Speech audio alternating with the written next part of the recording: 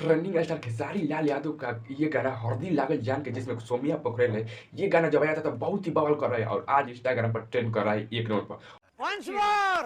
और इसी के देखते हुए ट्रेंडिंग राइटर अखिलेश कश्यप फरमाइश किया है कि इसका पार्ट 2 जल्द से जल्द ला रहे हैं आपके बीच। गाने का था इंतजार, जिस गाने के लिए आप लोग कर रहे थे वेट, उस गाने को आप मत कीजिए वेट, क्योंकि 3 से 4 दिन के अंदर खेसारी लाल यादव का राइटर अखिलेश कश्यप जो कह देते हैं वो करते हैं। जी हाँ, हरदी लगा के रखना 2, हरदी लगा लागल जान के 2 गाना जो है रीमेक होकर आने वाला है, वो भी अन्नपूर्णा फिल्म से। अभी मजा आएगा ना। उन्हीं का कंपनी है अखिलेश कश्यप, यानी अखिलेश बाबा का कंपनी है ये अन्नपूर्णा फिल्म, उसी से आने वाला है हरदी लागल जान के। जी हाँ, खेसारी लाल यादव का ये गाना है। उसमें सोमिया पोखरेल थी, लेकिन इसमें सोमिया पोखरेल नहीं रहेगी, इसमें नीलम गिरी रहेगी।